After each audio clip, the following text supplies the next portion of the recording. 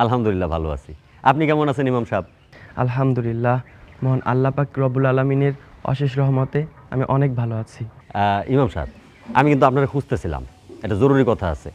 আজকে জুম্মাবার না, সুন্দর একটা বয়ান দিবেন যাতে সবাই ওই ডোনেশনটা বাড়ায় দেয়, মানে দান খয়রাতটা একটু বাড়ায় দেয়। আরে মসজিদের একটা বড় উন্নয়ন করতে হইব, টাকা পয়সা না হলে চলবো। আর তার মধ্যে এখন কিন্তু আবার ওই পরীক্ষার মৌসুম, অভিভাবকের মনটা নরম হয়ে রয়েছে। এই সময় যদি জায়গা মতো একটা খোঁচা দেন, দেখবেন টাকার বন্যা বয়ে দিছে। তাই বয়ানটা সুন্দর করে দিবেন।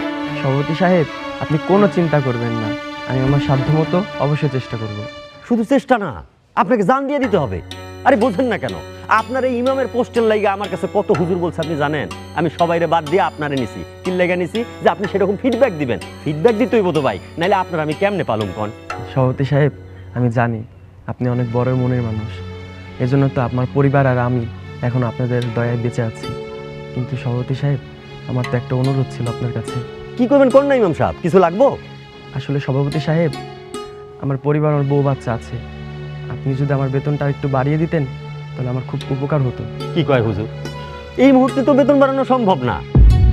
মসজিদের উন্নয়ন করতে হইব, সেইখানেই টাকা শর্ট আছে। আর তাছাড়া ফান্ডে তো টাকা নাই। ইমাম সাহেব কি কিছু কইলেন নাকি? না না সভাপতি সাহেব, তেমন কিছু না।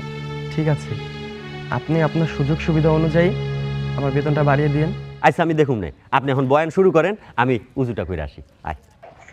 ওয়ালাইকুম আসসালাম ওয়া রাহমাতুল্লাহি ওয়া বারাকাতুহু।